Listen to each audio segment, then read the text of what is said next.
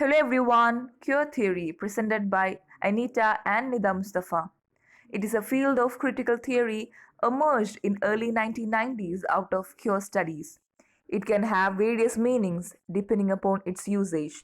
The informal use of this term queer theory began with Gloria and Zaldua and scholars of 1980s. They were influenced by the post-structuralist Michael Foucault, who viewed sexuality as socially constructed and rejected identity politics. It is used to explore and challenge how scholars, activists, and media depict gender and sex based binaries. The goal is to undo hierarchies and fight against the social inequalities. According to J. Stewart, queer theory and politics necessarily celebrate transgression in the form of visible differences from norms. Queer theory questions socially established norms and dualistic categories with a special focus on challenging sexual, gender, class, and racial classifications. Their aim is to change monolithic thoughts, taxonomies, and norms about sexuality. It is very clear in the context of academic studies, but lacks clarity when it comes to usage in real life. That's all. Thank you. Marxist literary theory. Marxism basically opposition to class conflict and class distinctions and all. Marxist literary theory tends to focus on the representation of class conflict as well as class distinctions through a medium of literature. This approach to literature is based on the philosophy of Karl Marx. Four main areas of study: economic power. Two main class of people: bourgeoisie, the people who control the production, and the proletariat, those who operate the production. Second classification: materialism versus spirituality. The material world reveals reality, and the spirituality is completely subjective. Third is class conflict. There will be conflict between the two classes. The owners and workers will have different ideas. The fourth, art, literature, and ideology. Art and literature are the way the bourgeoisie impose their value system on the proletariat. Thank you. Hello, we are discussing about myth criticism. It is a critical approach or a technique that seeks mythic meaning or imaginary in literature. A myth is symbolic narrative, usually of unknown origin and at least partially traditional, that ostensibly relates the actual event that especially associated with religious beliefs. It mainly focuses on goddesses and god, are unlike criticism in traditional setting that focuses on the author's history in relation to the literary work. Proponents of the myth criticism is Carl Jung, Northrop Frey. Examples of myth criticism: the Harry Potter series uses many different symbols such as the house emblem. The Slytherin snake symbolizes the evil, and the Gryffindor lions symbolize the courage and loyalty. The snake is also used as a symbol for Voldemort and the evil wizard. Voldemort is the main villain in the story. Thank you. In the post-colonial literature, writers raised their voices against illegal colonies of British. Post-colonial critics reinterpret and examine the values of literary texts by focusing on the context in which they were produced and reveal the colonial ideologies that are concerned with it. Post-colonial criticism also questions the role of the Western literary canon and Western history as dominant forms of knowledge making. So, for example, a post-colonial critic might question the works included in the canon because the canon does not contain works by authors outside Western culture. Post-colonial ethnicity is the ethnic attitude of post-colonial writers as minorities in the countries which are once colonized by other nations. Babsi Sidhwa is one of the best women novelists and short story writers, and her writing shows her post-colonial ethnic attitude. Terma theory in literature. A central claim of contemporary literature, terma theory asserts that terma creates a speechless fight that divides or destroys identity. The term terma novel refers to a work of fiction that conveys profound loss or intense fear on individual or collective levels. The field of terma studies in literary criticism gained significant attention in 1996 with the publication of Kathy Coates' Unclaimed Experience, Terma, Narrative, and History, and Kali Stark's World of Hurt Reading the Literature of Terma. Hello everyone, here are a few points on psychoanalytic theory. Psychoanalytic theory is the theory of personality organization. It is the dynamics of personality development that guides psychoanalysis. Psychoanalysis means it is a set of theories and techniques used to study the unconscious mind. This theory is a clinical method for treating psychopathology. Psychopathology is a study of abnormal cognitions, behavior, and experiences. This theory was first laid out by Sigmund Freud in late 19th century. It has undergone many refinements since his work. Freud focuses on the study of the mind and the related psychological attributes making up the mind and on treatment using free association and phenomena of transference. His study emphasized the recognition of childhood events that could influence the mental functioning of adults.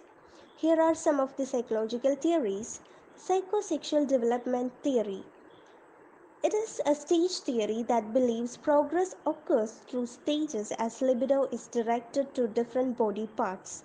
And the different stages are oral, anal, phallic, latency, and genital. Next is the neo-analytic theory. Freud's theory and work with psychosexual development led to neo-analytic or neo-Freudians. Neo-Freudians are the psychoanalytic approach derived from the influence of Freud. So they believed in the importance to unconscious, dream interpretation, defense mechanisms, and the integral influence of childhood experiences, but had objective to the theory as well. So these are some of the major points of psychoanalytic theory. Thank you. Hi friends, welcome to the presentation of Aishwarya P and Adira Dominic.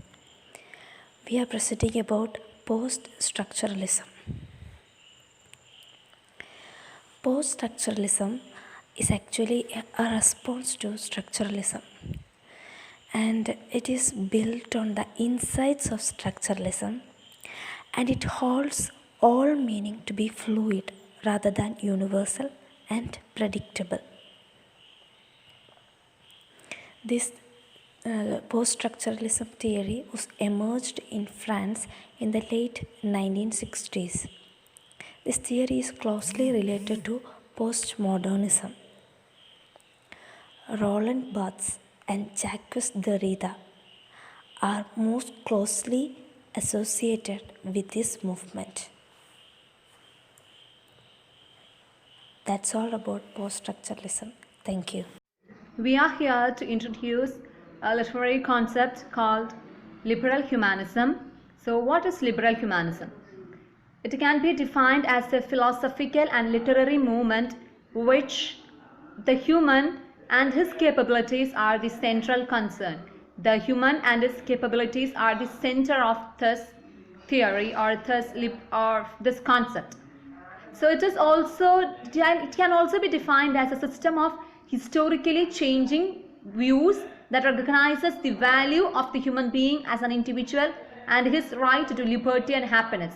It can also be defined, or it can also be explained as the right of a human as an individual and his right to enjoy the libertiness and happiness of this world. So here the central concern is, or the central point is, the human beings and his or her right to be individual and his right to enjoy the libertiness and peaceness, the happiness of this world. Eco-criticism is the study and representation of nature in literary works. It shows the relationship between literature and environment. Waves in eco-criticism have been divided to historicize the movement in a clear trajectory. That is the first wave and the second wave. The transcendentalists are 19th century writers whose works celebrate nature, its life force, and wildness. Some of the 19th century transcendentalists were Ralph Waldo Emerson, Sarah Margaret Fuller Ossoli, Henry David Thoreau, and Lydia Maria Child. Now we have some people who contributed to this theory. Cheryl Clotfelty, Lawrence Buell, Greg Gerhardt, Scott Slovic, and Serpil Opperman are some of them.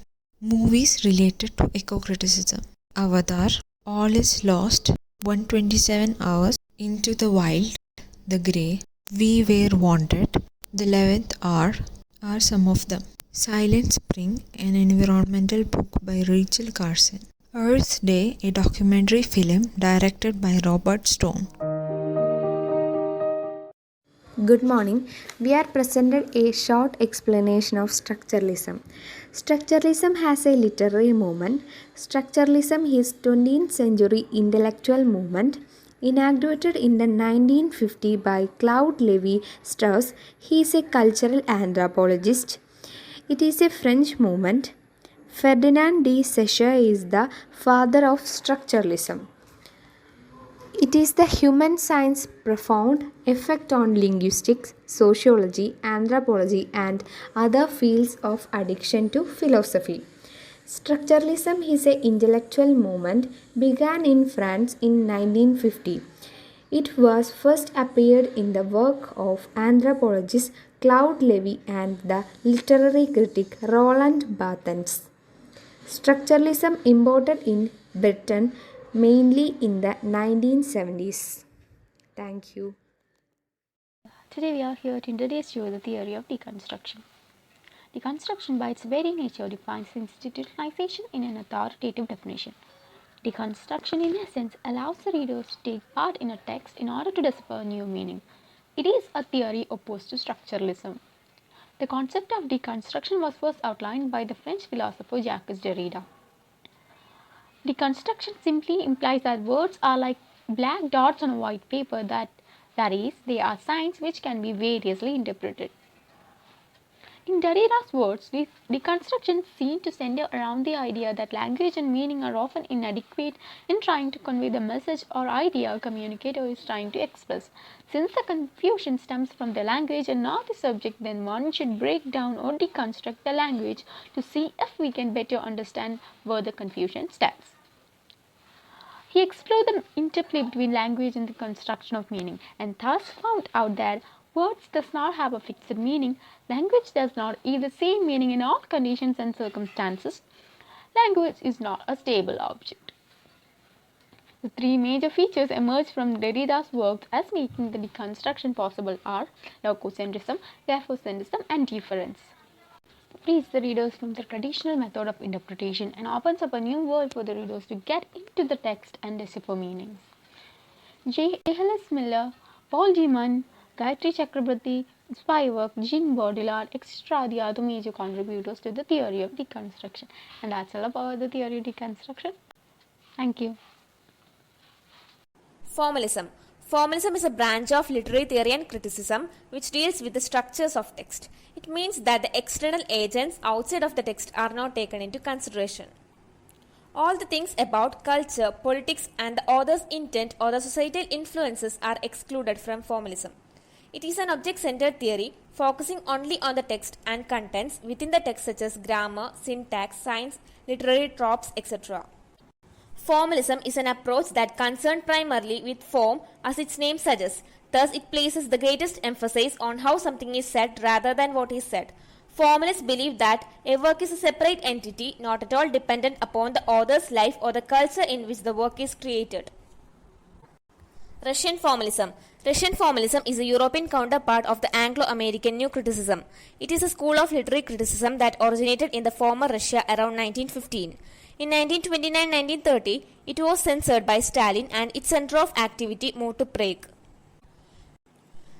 The leading figures of the school are Viktor Shklovsky, Yuri Tainenov, Boris Eichenbaum, Roman Jacobson, Peter Bokaterev.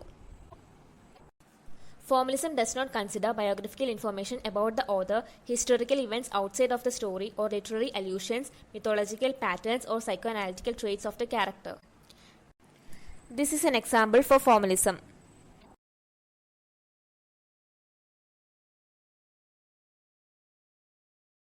Critical race theory, intellectual movement and loosely organized framework of legal analysis based on the premise that race is not a natural, biologically grounded feature of physically distinct subgroups of human beings but a socially constructed category that is used to suppress and exploit people of color.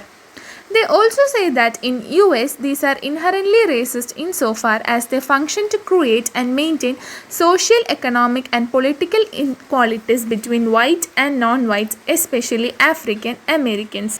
It was started as the critical legal studies movement, which dedicated itself to examining how the law and legal institutions serve the interests of the wealthy and powerful at the expense of the poor and marginalized. In their work Critical Race Theory, an introduction was published in 2001 by Richard Delago and Jean Stefanik, discuss general propositions.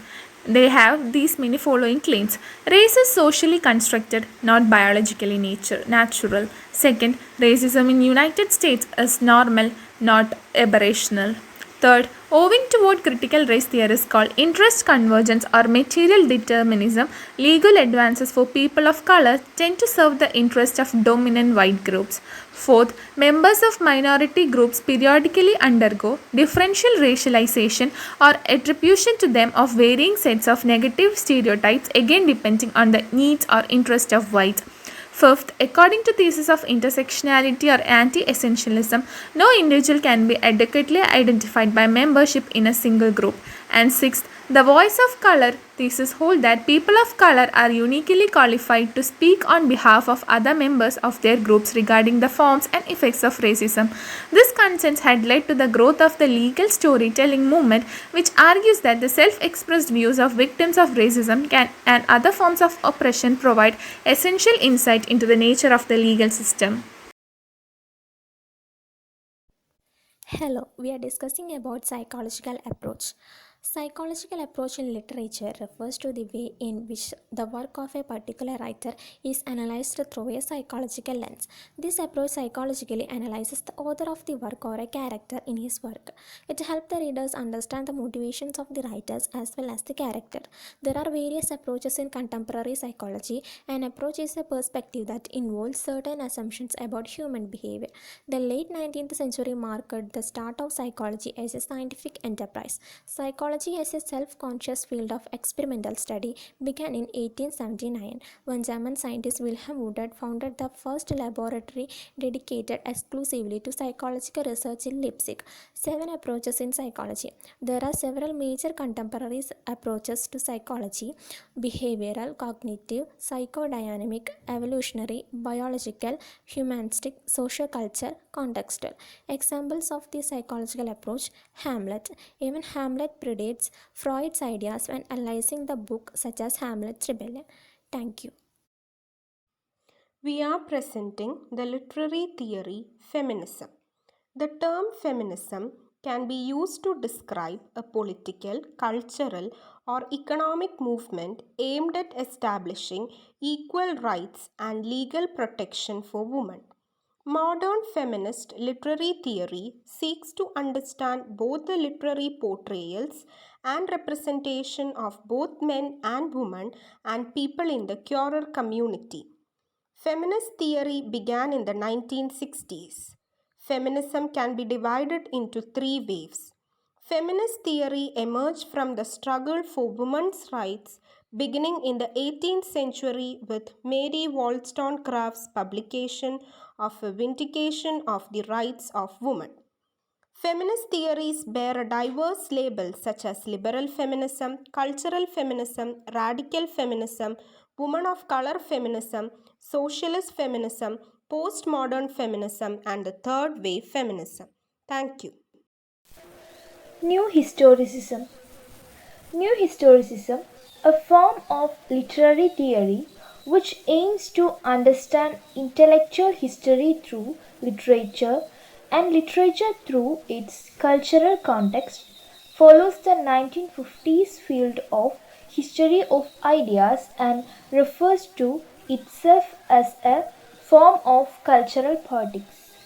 Based on the literary criticism of Stephen Greenblatt and influenced by the philosophy of Michael Foucault, New Historicism acknowledges not only that a work of literature is influenced by its author's times and circumstances, but that the critic's response to that work is also influenced by his environment, beliefs, and prejudices.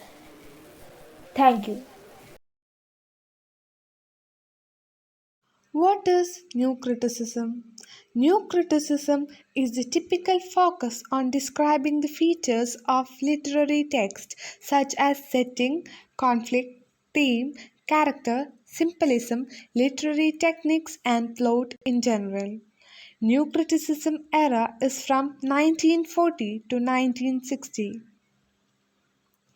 It appeared as a reaction towards biographical and traditional historical criticism, which was focused on extra text materials such as the biography of the author. New criticism was influenced by I. A. Richards, T. S. Eliot, William Emerson, and F. R. Leaves. New criticism came under fire from later theorists for their isolationist approach to literature and expounded the idea of very close and detailed reading of the text. Thank you. Hi everyone, this is Nivedya and Aditi from 3rd DC English. We are here to present the topic cultural criticism. First of all, criticism is the interpretation, analysis, classification, and ultimately the judgment of a literary work. It can be literary criticism, social criticism, and cultural criticism. Definition: cultural criticism is concerned more towards political issues and popular culture.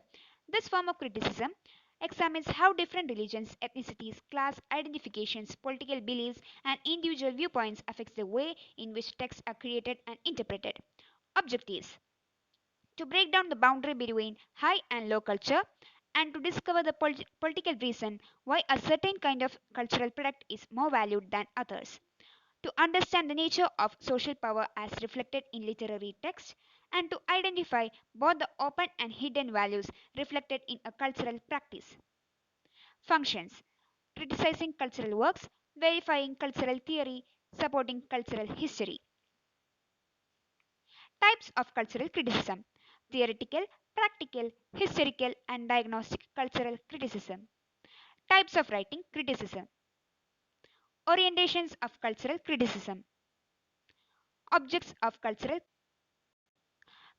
criticism developed during 18th and 19th centuries among writers such as Jonathan Swift, John Ruskin, and especially Matthew Arnold.